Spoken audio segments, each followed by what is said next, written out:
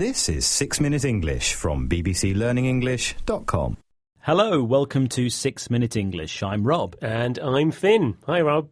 It's that time of the year for the famous Tour de France cycle race. And today we're discussing research that says successful cyclists are seen as more handsome than their struggling colleagues. Yes, we're talking about professional cyclists, people who get paid for taking part in cycle races, not something you'd find me doing. Yeah, nor me. Although I do enjoy cycling for fun, as a hobby and as a workout to keep fit. And I believe you bought a bike once, Finn. You're right, I did. I was hoping to ride into work every day to save money and, like you, to keep fit.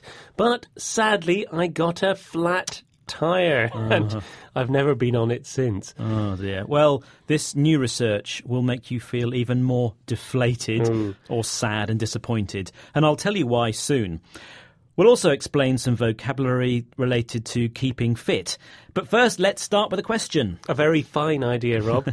This is about the Tour de France, which this year starts in the UK. The first stage begins in the city of Leeds.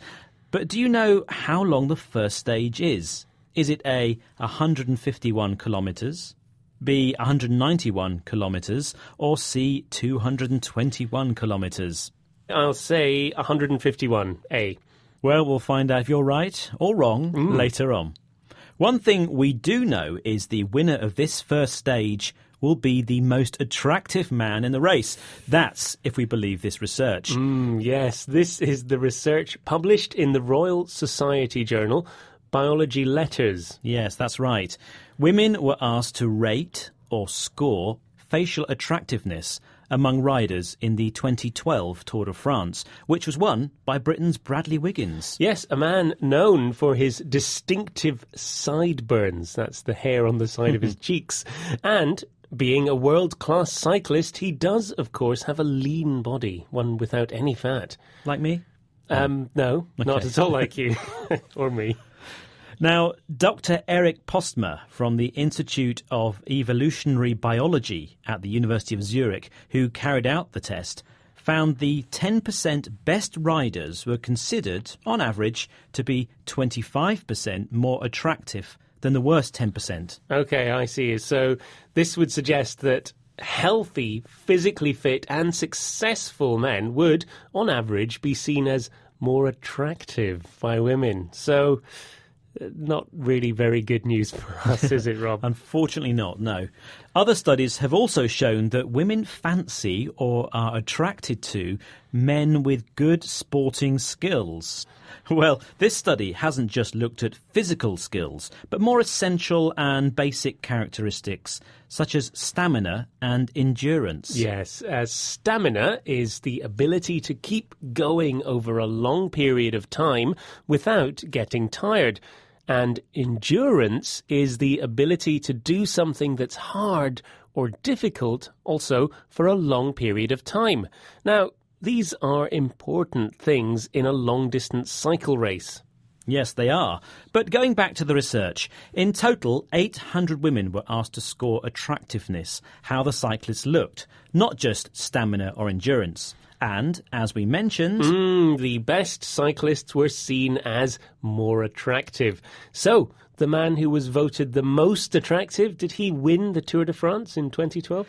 No, you mean Bradley Wiggins. No, he wasn't included in the research. OK. It was actually French rider Amile Moinard who came top.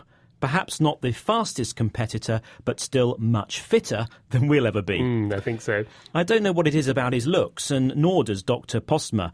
But scientists conclude that humans have evolved to recognise athletic performance in faces. Well, I'm not a woman, but I can see that all the men who take part in a race like the Tour de France are fit and healthy and tough. Well, your feelings are pretty normal. The researchers also found that men who took part had a fairly similar view on who was handsome as the women did. I think it's just jealousy, probably. Maybe, I think so. But one thing that didn't make much difference was smiling. It was rated as likeable, but not attractive. So you're saying I should wipe the smile off my face Yes. and get on my bike for a bit of training. Well, before you pedal off, let's Okay. reveal the answer to today's question. Earlier, I said the first stage of the Tour de France begins in the city of Leeds, but do you know how long the first stage is? I had no idea, and I said 151 kilometres. You'd be cheating because the answer is actually 191 kilometres. Okay, A yeah, bit taking longer. a shortcut. Yes. There are a total of 21 stages covering a distance of 3,656 kilometres, and it all finishes in Paris on July the 27th.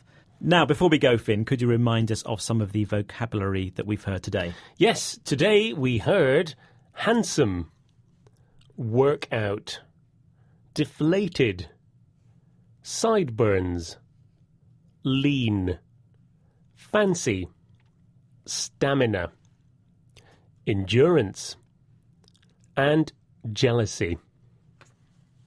Well, that brings us to the end of today's 6 Minute English. We hope you've enjoyed today's programme. Please join us again soon. Bye-bye. Bye. That was 6 Minute English from bbclearningenglish.com.